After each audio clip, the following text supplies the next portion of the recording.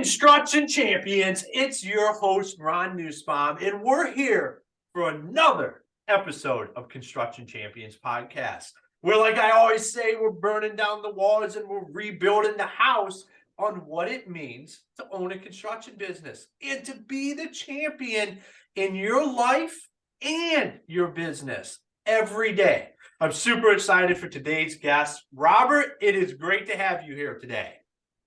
Well, Ron, thank you so much for bringing me in, man. This is fantastic.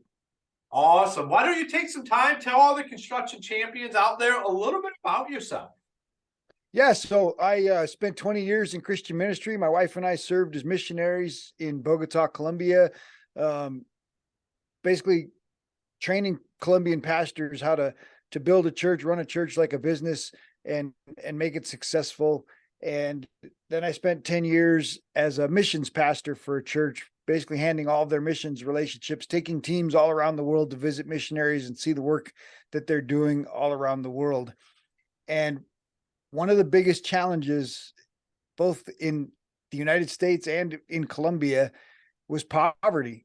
And dude, we'd get people to come to faith in Christ and come to the church, and they'd start growing and, loving the Lord and changing their life on the inside. But the truth of their situation wouldn't change much at all. So their outside world, they still had a poor job, still barely make enough money to buy dinner on the way home each night. And so for me, the biggest challenge was these people need to experience a different level of life change. They need to experience something that brings them out of this poverty. And the truth of that is business development. The other piece that I saw an impact was when we brought teams down and took teams to places that built houses and gave somebody a house, gave somebody a place to start, right? To have a life, to have something secure that was theirs, that made a big impact. And so for me, I love working with contractors, love working with construction guys that are making a difference for homeowners, because they can have a big impact in a family's life. I love it. The construction industry has that impact. And I think it can a lot of times go overlooked on what we really do every day, because it's where people live. It's where they gather, their families, they get together and they break bread. And it's so important what we do in the industry. I love it. So, Robert, I'm going to jump right in there. I'm going to ask you the $1 million question. And that is, what makes a construction champion? Well, in my world, a champion is somebody who's knows what's important to them, and they're putting that first. And so for some, it's their family. For others, it might be a lifestyle or way of living that they want to have. But they've made the decision that those priorities are important, and they're building their business to support them, right? Rather than letting their business take over their life and spending 70, 80 hours a week on the job site working to make that dollar, they're focused on what really matters most to them. That is so critical. Having a understanding of where you're going and what that priorities are. How do you help guys work through that? Because that can really become muddy. I mean, in the construction industry, we're known for 80, 100-hour weeks. I don't believe that to be the truth, but a lot of times it can be the cycle we fall into. Well, I think the problem is they treat it like a job, right? You start your company and you're really good at what you do, whether that's the framing, the drywalling, and you get caught up in the doing of the task, right? You get caught up in the getting the job done, and you get so focused on the job that you don't spend a lot of time designing and a lot of time focusing on, what is my purpose in the world? What is it that I'm really meant for, right? Because you're meant for more than just building a house. You're meant for more, and deciding that, my family's more important. Time with my kids is more important. Taking a 4-week vacation this year is more important. Being able to set my cell phone down when I get home from work is more important than that house or that project, right? And being able to really establish a values-based business, right? What are the things that are really important to me? What are my values? and build my business based on those values. What's really cool about that is when you build a business based on your values, based on what's important to you, when you hire people, you hire them based on their values that match yours, so that you know that when you're not on the job site, they're going to make their decisions in the same way that you would make those decisions, because we make our decisions based on our values, based on what's important to us. And if your company's built on that model, and you talk about what's important all the time, you help your employees know what's important all the time, those values are what those people are going to make their decisions on. And then you can trust them more, right? You can pass more trust on to your team, because you know, man, my team's not just worried about, hey, get this done. Hey, get that done. Hey, that's what a manager does, right? But a leader, a company leader comes in and he's like, hey, these are the things that we need to get done. I trust you guys to do it right. I trust you guys because you know what's important to me. You know my values, and I'm going to honor my values, not just for my sake and my family, but for your sake and your family. And you build this team based on trust, and it makes a real difference in how you operate your company. You gave me chills there when you said this is what a leader does, because I'm there with you, and I believe that as leaders, what we have to do is we have to be very good at understanding what the outcome we want to have is, and then we have to be even better at casting that vision. And Well, here's the challenge, Ron, right? So many of us learn to be leaders from our father, and our fathers told us what the hell to do. Like, do this, do that, do it this way, do it that way. And then guys like you and me, we joined the Marines, and the Marines very clearly just told us pretty much do this, do that. Right. And so when you become a boss in a company, right, you're like, I'm a leader, I'm the guy in charge. I want you guys to just do this and do that and do it my way. Right. And we've heard that, right? Do it my way or the highway. And the worst one is, do what I say, not what I do. Right. Those are two of those phrases that you're like, what? No, you want to be the leader of your company, not just a manager. You don't want to be telling people, hey, just get that trim. You want to be able to empower your team to perform at a much higher level. And the way you do that is by giving them trust, by building them up to know that they're going to make decisions in a different way. They're going to do the quality of work that you expect, because you've instilled that trust in them and you've trained them well. And so the challenge for many contractors is getting out of that job mindset, right? Focusing on each of the job and shifting to that leader mindset, helping them become the CEO of their company, thinking about their company in this much bigger picture, and them as the leader, right? Putting themselves on the top and making decisions as a leader makes. Well, a leader takes time to think about, well, what does my company stand for, right? A leader takes time to think about, how does my company treat its people? A leader takes time to think about, how do we operate on a daily basis? What are the examples that we want to set, right? So when a leader makes the decision, hey, my family's important, I'm going to be home for dinner every night. Boom, I'm making that decision. So not only is that going to be a decision for me, but I'm going to pass that on to my company. And does that mean no? There's times when the job just has to be done, right? There's times when you got to stay late and you're going to miss a dinner. But if you do it the majority of the time, right? 80-90% of the time, look, guys, it's time to go. We all got to get home to dinner, right? We shut the job site down at 5 o'clock, making sure everybody gets home to dinner to spend dinner with their families, because that's what is important to us. Maybe that's not important to all companies, but our company, this is what it's going to be, right? And you instill those values because the leader takes time to think about those values. How do we apply those values, not just for our employees, but now for our clients, right? So now our clients know, hey, we are a family company. We care about our families, but we're going to get this job done because we care about your family and how this job that we're doing for you impacts your family's life. And we want this house to be a place that you're proud of, and a place, see how those values just start to play out in performance. And when the leader can take the time to think of leader things and act on leader things, he starts delegating more. He starts dumping the stuff that doesn't matter.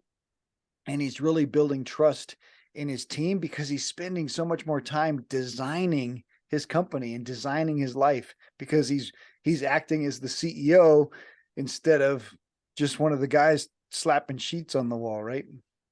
Yeah, absolutely. And I've seen it from every different angle throughout my life and my career.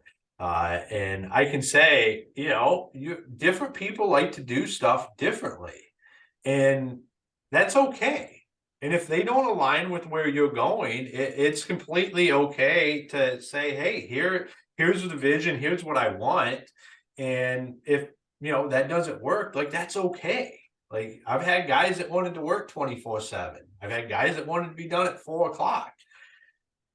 It depends on what you want the culture at your company to be. Oh, such a great, right? And the problem with most small businesses is they don't intentionally design their culture. They're just winging it, right? Because partly because they're so busy making money, they're so busy getting the jobs done, one emergency after another, and and they're just stuck doing the job. And that's where coaching can come in, where you can take an hour a week and you focus on the values, you focus on the mission, you focus on the purpose, you focus on, what is this, the impact I want this company to make? How can I, as a leader, start to instill these values in my team? How can I, as the leader, show up as the leader that's elevating my team and bringing up the guys and gals that are working under me to be better people, not just be great, construction workers, but to really be better people, right? Because we care more about, it's not just about what they do 9 to 5, right? Now I'm investing in their lives. I care about their families. I care about their kids. Now you're creating a culture that spreads throughout your company.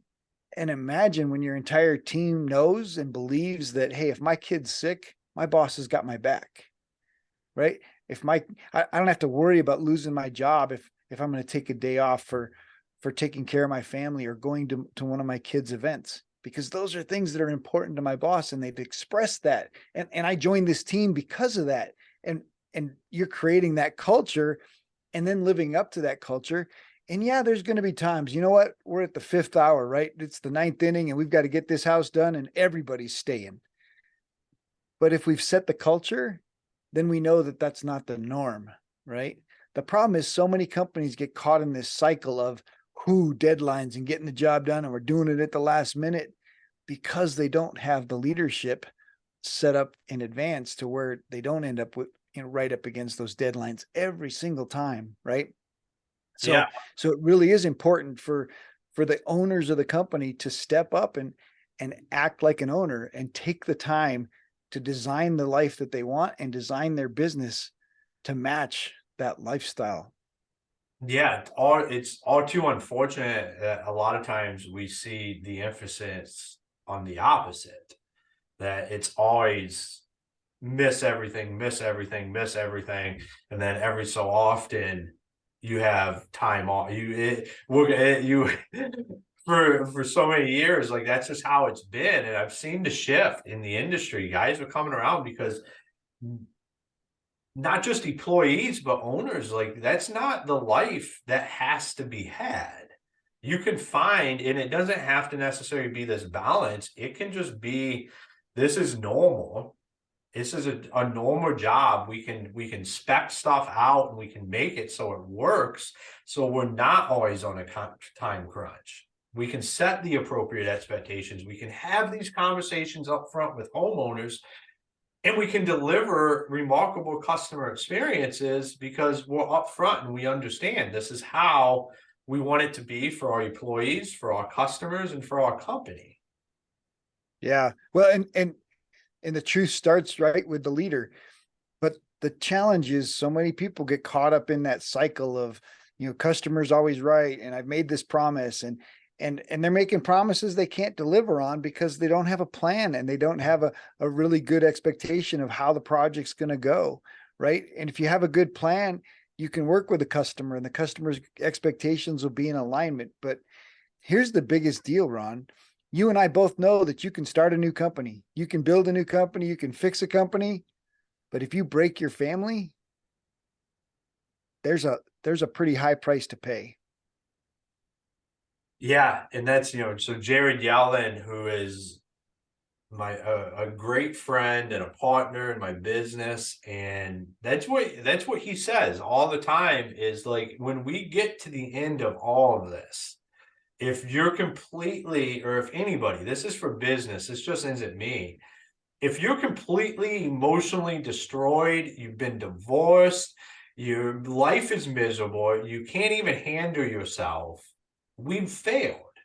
It don't matter how successful the business is, if it costs you everything, it's a failure because that's the price, and that is not worth it. So to build like what we're talking about, something that allows every aspect of your life to thrive, and then the same for your employees. Yeah, I think a construction champion is that well-rounded leader, right? Who brings on a team and communicates well with his team. He communicates well with his clients, or she communicates well with their clients, so that the expectations match. And it's not a big deal to go back to the client and say, look, we ran into this issue. It's legitimate, and we're going to be delayed a week. We're going to be delayed 2 weeks. And and the communication is open and honest, and the client loves it because, hey, you're being honest with me, and I trust you, mate. There's a heart to heart thing happening here. I know that you're taking care of your employees and your family because those things matter to you, right? And I think so often leaders, company owners get caught up in the deadline and the who know, and when something goes wrong and it's going to cost twice as much, it's like, oh man, I can't go back to the homeowner. This is never going to work. I'm just going to have to eat it, and we're going to have to work 12-hour days. And man, there's a space where this works, and it works in a win-win situation where your employees can win, you as the owner can win, and your clients can win. If you build your company in the right way and you show up in the right way on a daily basis, it's going to change the way these relationships work. It's going to change the way your employees perform, and it's really going to change, how you have these conversations with your clients. Absolutely. So Robert, let's say I'm a contractor and I'm spinning.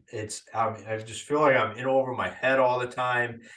I want to have a business where I'm not just happy, my employees are happy. Where do I get started? What do you tell me to start getting in order? What are some actionable items that the champions out there listening today can take home and can start right now? Yeah. Well, I've got a quick step-by-step guide to shift from working as an employee in your company to acting like the CEO. And the first step is just to own your shit, right? You've got to say, look, I'm the owner of this company. All the crap that's happened so far is my fault. I'm responsible.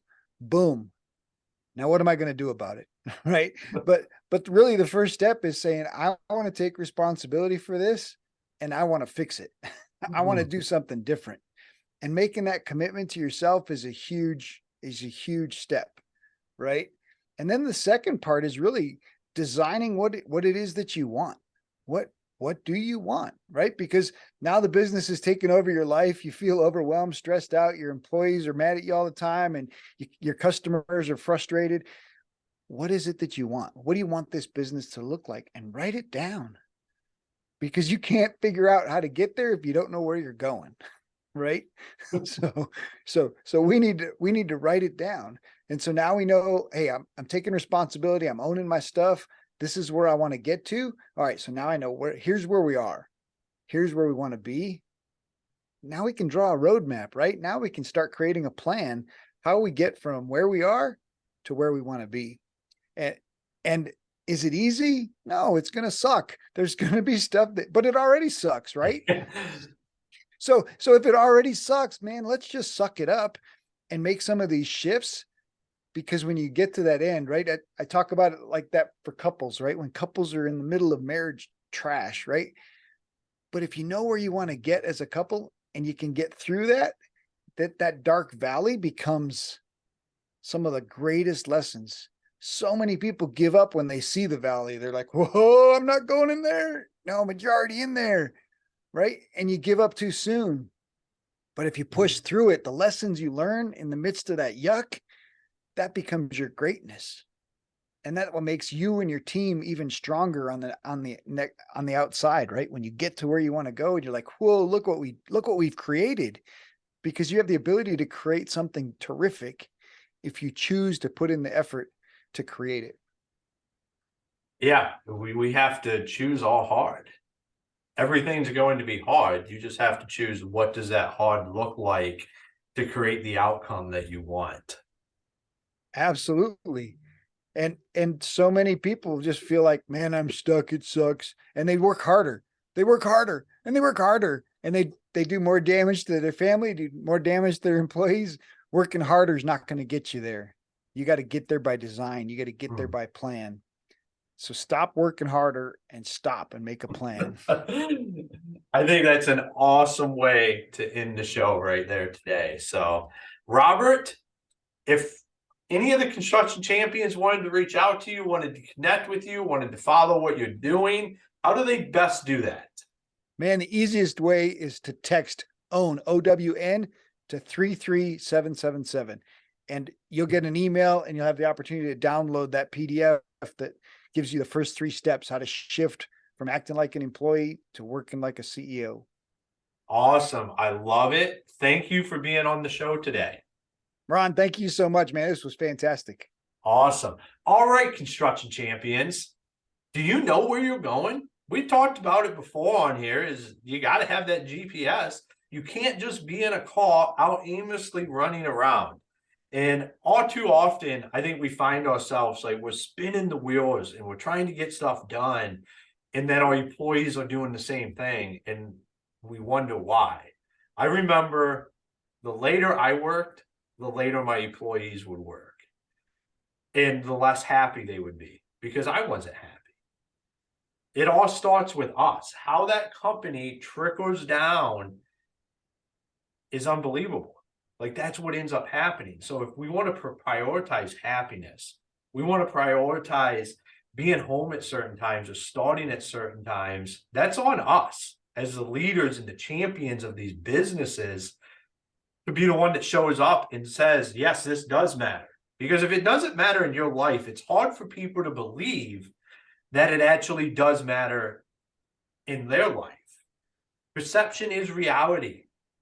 If you want your employees to be able to go spend time with their family and go to little league games, you have to be willing to do the same, because your employees won't really believe that that matters unless they see that it does matter to you. That's how we create these culture shifts. It's going to be hard because how it's been done for a long time is probably really been hard on everybody, including yourself. But once we get the shift happening and we start hiring the right people for the right reasons, and you trust them, these are people you hired, you trust them to go do the work, trust them to do the right thing. It's hard but easy at the same time. And I know all the champions out there can do it. So start building your business with some purpose and have a reason why. So construction champions, make sure you go to our website, constructionchampionspodcast.com. Check out all our partners and sponsors that keep this show rocking and rolling and bring the fire every week. So champions, until next time, be the champion you were meant to be.